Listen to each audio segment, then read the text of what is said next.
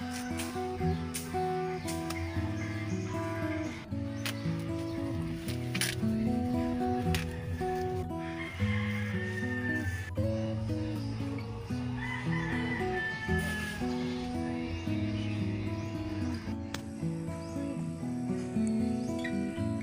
guys, magandang umaga. Dito tayo ngayon sa ginagawa naming kulungan ng kambing. Yung numpisahan namin yung poste pa lang ngayon. Tapos na to paikot yung mga poste na dito natin ipapako yung kawayan na para harang sa bakod nila, na para hindi sila makawala pag dyan sila sa loob. Ayan, pati yung kubo nila, temporary lang muna yung kubo nila ngayon, pero dadagdagan pa natin yan pag nakadagdag pa ako ng kambing. Bala ko dadagan ko pa to ng lalaki na maganda rin yung klase ng lahi nila, para malalaki yung lahi pag nakakasta nitong mga native na kambing natin dito ngayon. So ngayon tatlo muna sila, yung itim doon, yung isa nasa dulo sa gilid ng kubo. Ayan, maluwag tong kulungan nila dito, tapos na yung mga poste. Kahit mga 6 sila dito, 8 kasya sila, pero bala ko hanggat 6 lang muna sila, kasi yung pambili rin yung tayo, kapos tayo sa pambili din. Ayan, ginagawa mo dyan. Labas ito.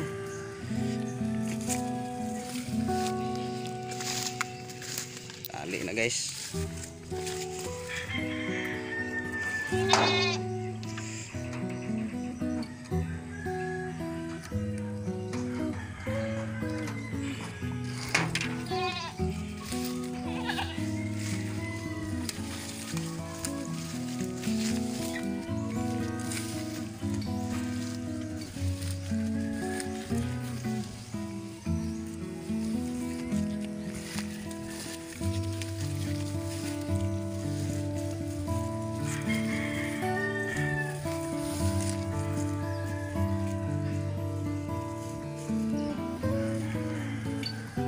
Ito yung panimula natin sa pag-alalaga. Simula yung naka-uwi tayo galing sa Maynila. Kung maalala nyo sa isa kong video, mayroon akong na-upload na nagmotor lang ako pa uwi galing sa Quezon City papunta dito sa San Isidro Leyte sa Visayas.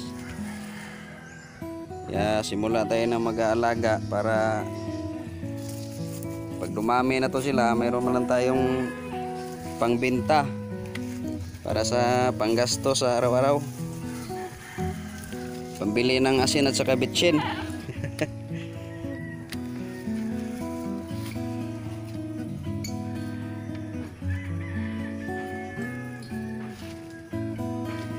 May manok pa dito na naglilimlim. Balak rin tayo magmanukan pag nakaluwag-luwag na.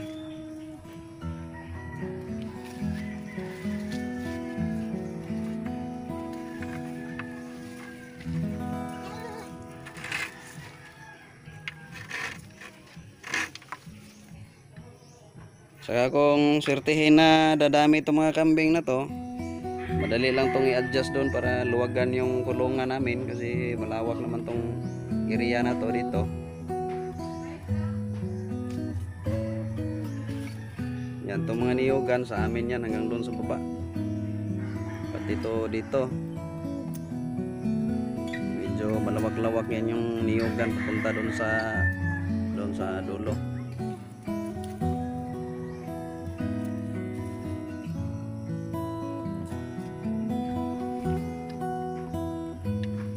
Kailangan ko na mag-umpisa ng pag-aalaga dito sa probinsya, kasi pag pera dito, mahirap kikitain yung pera dito, hindi gaya dyan sa syudad na kahit halos bilihin ng lahat, mayroon naman tayong income kada linggo or di kaya kinsinas. Depende na lang sa pasahod sa mga kumpanya.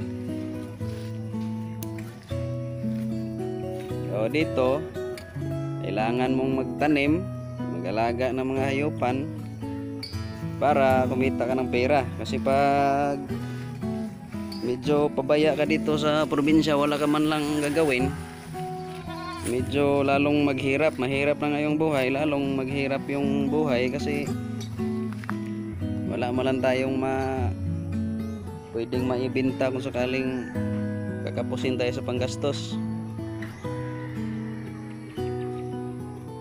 Ayun, mga sunod buwan makadagdag pa ako nito ng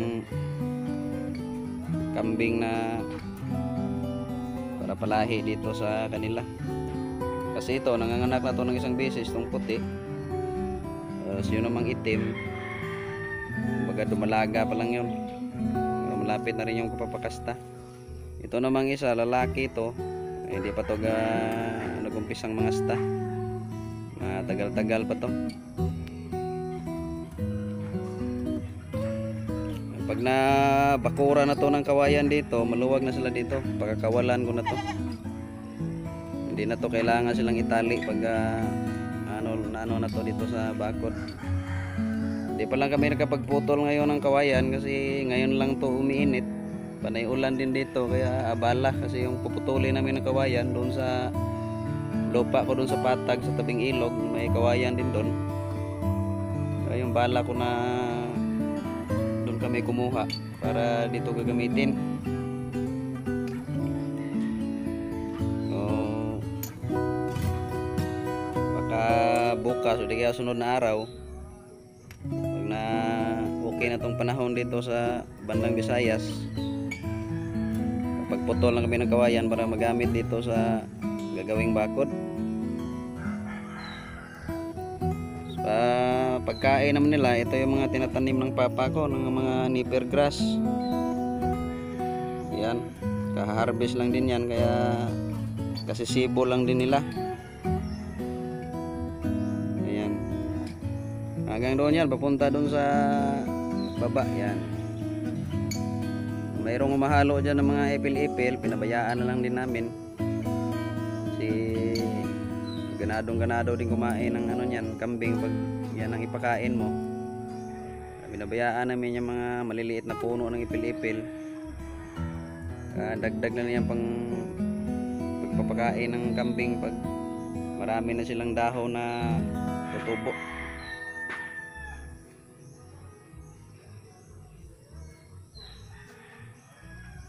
Ayun naman, sa baba mayroong mga baka doon. Meron pa doon.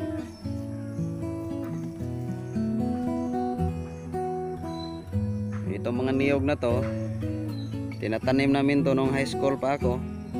Sa awa ng Diyos may napag-harvestan na ngayon. Marami na rin pagkukuhaan ng bunga pag magkukupra na.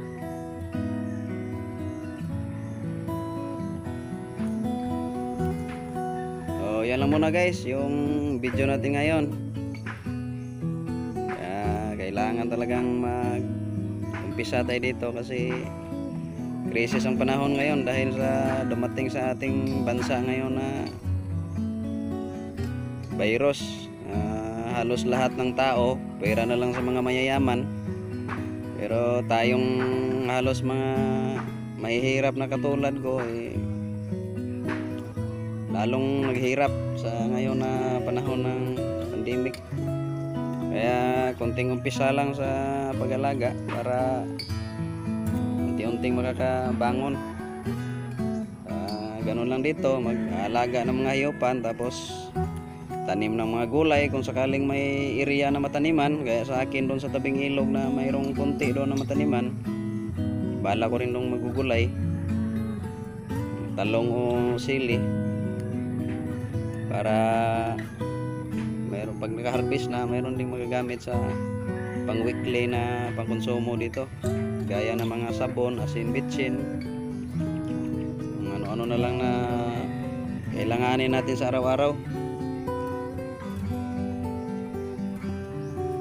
So yan lang. lang muna yung video natin ngayon guys. Maraming salamat sa panonood. God bless nating lahat.